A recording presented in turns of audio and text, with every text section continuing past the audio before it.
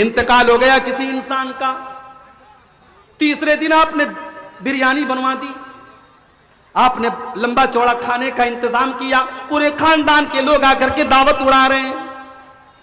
मेरे नाना का इंतकाल, मेरे नाना के घर में भी ये बिदात और खुराफात अंजाम दी जाती है। मैं समझाता हूं, नसीहत करता हूं, लेकिन बहरहाल है, माहौल है। जब तक अल्लाह हिदायत न दे इंसान के बस की बात नहीं। नाना का इंतकाल हुआ, आज इंतकाल हुआ है, अगले दिन रात में बिरयानी बनाने की तैयारी चल रही है, मसाला पीसा जा रहा है, प्याज काटी जा रही है। मेरे मामू लोग बैठे थे, मैंने कहा कि आपको कुछ समझ में आ रहा है? कल आपके बाप का जनाजा निकला था और आज आप बैठ करके दावत का इंतजाम कर रहे हैं।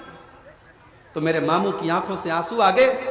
कहा कि बात आपकी बिल्कुल सही है, हमें भी ये चीज गलत लग रही है, मगर हम नहीं करेंगे तो समाज को क्या मुंह दिखाएंगे?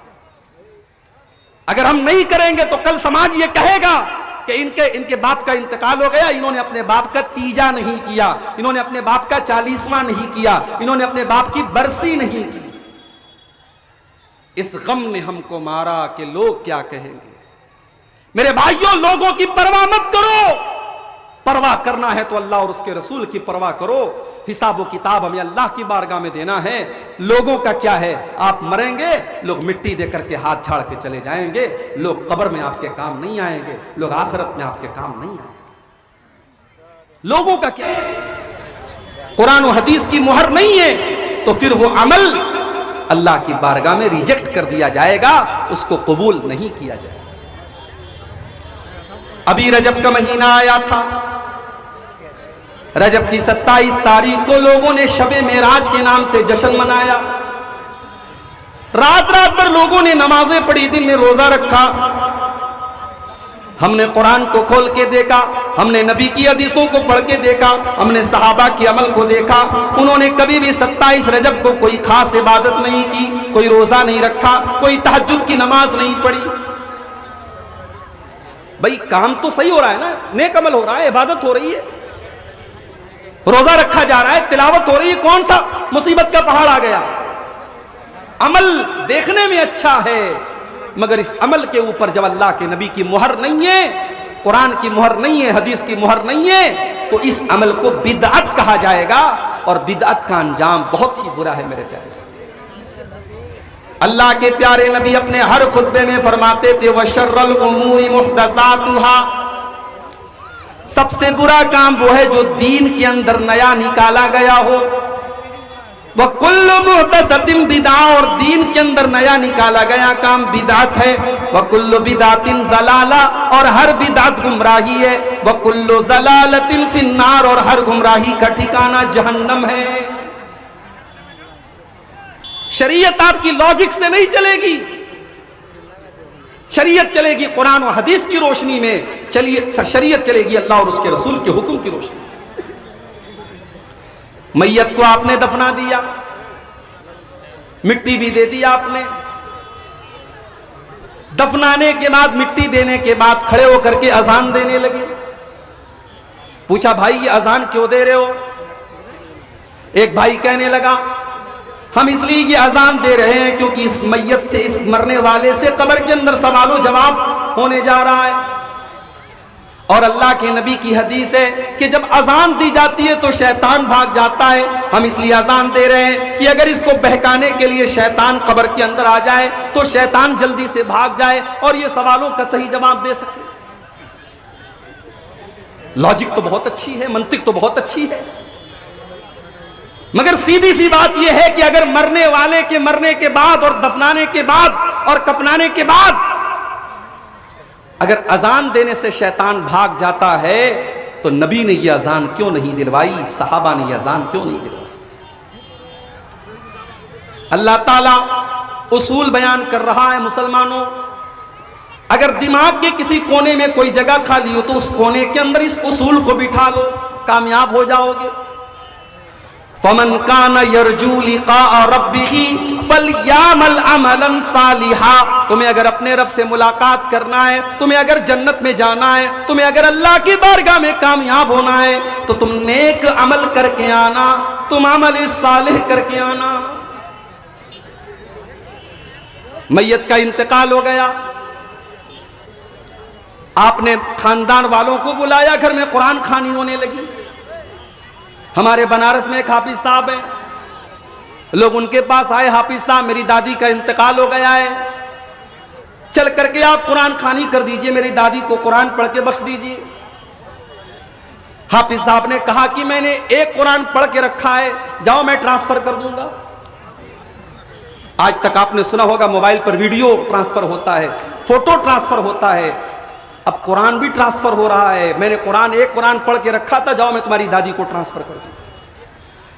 मेरे भाइयों, ये दीन नहीं है, ये दीन का मजाक है। मेरे नबी ने जो दीन हमें और आपको दिया है, उस दीन में कुरान पढ़ करके बख्शा नहीं जाता है, कुरान अपनी बख्शिश के लिए पढ़ा जाता है। वनुनज़्ज़िलु मिनल कुरानि मा हुवा शिफ़ाउन व रहमतुल लिल मुमिनीन। हमने इस कुरान को उतारा है, इस कुरान को हमने उतारा है ऐ ईमान वालों, तुम्हारे लिए शिफा बना करके। हमने कुरान को शिफा समझा। किस चीज की शिफा? बच्चा बीमार है, मौली साहब पढ़ के दम कर दीजिए। लड़की के ऊपर नजरे बद का असर है, मौली साहब पढ़ के दम कर दीजिए। घर के अंदर बरकत नहीं हो रही है, मौली साहब आकर के कुरान पढ़ दीजिए। हमने कुरान को शिफा समझा दुनिया की बीमारियों के लिए। यकीनन कुरान दुनिया की बीमारियों के लिए भी शिफा है, और बीमारियों में आप कुरान की आयतें पढ़ के दम कर सकते हैं, मगर कुरान हकीकत में जो शिफा है मेरे भाइयों, वो दिल की बीमारियों के लिए शिफा है। कुरान रूह की बीमारियों के लिए शिफा है। कुरान आपके दिल से तकब्बुर को मिटाता है, हसद को मिटाता है, लालच को मिटाता है, दुनिया की मोहब्बत को मिटाता है, शैतान की खसलतों से आपके दिल को पाक और साफ करता है।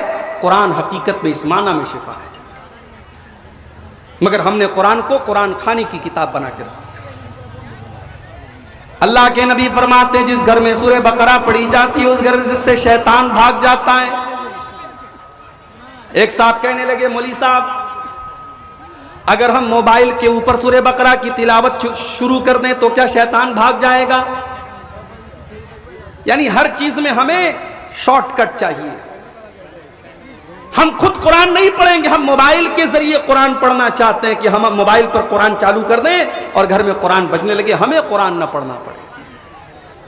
अल्लाह माफ करे, आइंदा चल करके कहीं ऐसा ना हो कि नमाज भी वीडियो के जरिए और मोबाइल के जरिए पढ़ी जाने लगी और ये कहा जाए कि साहब हमने मोबाइल के अंदर वीडियो के जरिए नमाज पढ़ ली, नमाज हो गई।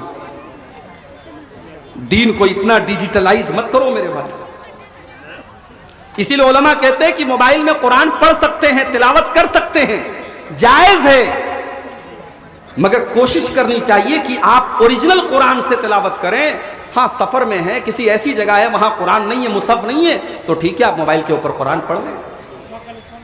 कुरान को इस्लाम को डिजिटलाइज मत कीजिए मेरे भाई। आज बहुत सारी बिदात और खुराफात ने समाज का बेड़ा गर्क करके रखा है। शाबान का महीना आता है, 15 शाबान की रात आती है, हमारे बहुत सारे भाई कब्रिस्तान जाते हैं, अपने मुर्दों के लिए मग़फ़िरत की दुआएं करते हैं, अपनी माँ के लिए, अपने बाप के लिए मग़फ़िरत की दुआएं करते हैं, रात रात भर तिलावत करते हैं, रात रात भर नमाजें पढ़ते हैं। हमने जब अपने नबी की सीरत को उठा करके देखा, हमने हदीसों को उठा करके देखा, हमने सहाबा की सीरत को उठा करके देखा, वहां हमें शबे बारात के नाम से कोई रात नहीं मिली। शबे बारात के नाम से कोई रात नहीं मिली। 15 शाबान की रात में कोई इबादत अलग से अल्लाह के नबी से साबित नहीं। यहां तक कि यह अकीदा रखा जाता है कि इस दिन मुर्दों की रूहें लौट करके आती हैं। जैसे हमारे हिंदू भाइयों के अकीदा रखा जाता है कि साल में एक दिन उनके बाप दादा की, उनके पुरखों की आत्माएं लौटती हैं और वो कौवे की शक्ल में आती हैं, वो कौवों को खाना वगैरह खिलाती हैं। मुसलमानों ने उस कॉन्सेप्ट को अपने यहाँ ले लिया और हमारे यहाँ शबे बारात बन गई। हमारे यहाँ हलवा बनाया जाता है और मुर्दों को उसका सवाब पहुंचाया जाता है। ये बात अपने दिमाग में बिठा लो कि मरने के बाद किसी की रूह कभी दुनिया में लौट करके नहीं आती। यहां तक कि अगर कोई सुसाइड कर ले, कोई आत्महत्या कर ले, खुदकुशी कर ले, उसकी भी रूह दुनिया में वापस नहीं आती। वो हमें और आपको ऐसा लगता है कि ये अचानक मर गया, इसने सुसाइड कर लिया, वो अचानक नहीं मरा है, उसकी तकदीर के चैप्टर में ये लिखा था कि ये सुसाइड करके मरेगा। कोई अचानक नहीं मरता है। किसी एक्सीडेंट हुआ, हमें लगा अचानक हुआ, वो एक्सीडेंट भी हमारे मुकद्दर का एक हिस्सा होता है। कोई अपनी मौत के पहले नहीं मर सकता। मेरे साथ जो हादसा हुआ है वो शायद मौलाना अब्दुल रहमान सलफी के साथ मुंबई में जो हादसा हुआ तो उससे ये हल्का हादसा नहीं था। मैंने जब गाड़ी की तस्वीर खींच करके अपने छोटे भाई को भेजी, मोबाइल मेरा डिस्चार्ज हो गया और उसने सोशल मीडिया पे वो फोटो डाल दिया कि मेरे भाई के साथ हादसा हुआ है। लोगों ने सिर्फ गाड़ी की तस्वीर देखी थी, मेरी तस्वीर नहीं देखी थी। लोग ये मानने को तैयार ही नहीं थे कि मेरी जान बच गई है। गाड़ी की तस्वीर देख करके लोग यकीन नहीं कर रहे थे। उस दिन मेरे मोबाइल पर कम से कम 1000 कॉल आई थी। मोबाइल मेरा दिन भर साइलेंट पड़ा हुआ था। तो हादसा हुआ, लेकिन अल्लाह ताला की कुदरत और अल्लाह की तौफीक, अल्लाह ने जिंदगी की कुछ सांसें और लिखी थी। तो हम ये नहीं कह सकते कि हमारी मौत जो है वो अचानक आई है। मौत तो अपने टाइम पर आती है। अल्लाह ने अगर मौत लिखी होगी तो छोटे मोटे हादसे के जरिए भी मौत आ जाएगी, और अगर मौत नहीं लिखी है तो इतना खतरनाक हादसा हो गया, फिर भी अल्लाह ताला ने अपना कर्म किया और बचा लिया। और मौत के आ जाने के बाद जब बंदे की रूह निकाली जाती है, बंदा अल्लाह की बारगाह में गुजारिश करता है, हत्ता इज़ा जा अहदहुमुल मौत क़ाल रब्बिरजिऊन। जब मौत का टाइम आता है तो बंदा कहता है कि अय अल्लाह, मुझे तू एक मौका और दे दे, एक बार तू दुनिया में मुझे लौटा दे। किस लिए लौटा दे? इसलिए नहीं कि मेरा मकान अधूरा था, मैं मकान की तामीर कर लूं। इसलिए नहीं कि बेटी की शादी करना था, शादी कर लूं। इसलिए नहीं कि कारोबार अधूरा था, कारोबार को पूरा कर लूं। लअल्ली आमलु सालिहन फीमा तरक्तु। अय अल्लाह, मुझे बस एक मौका और दे दे ताकि मैं नेक अमल करके तुझको राजी कर लूं।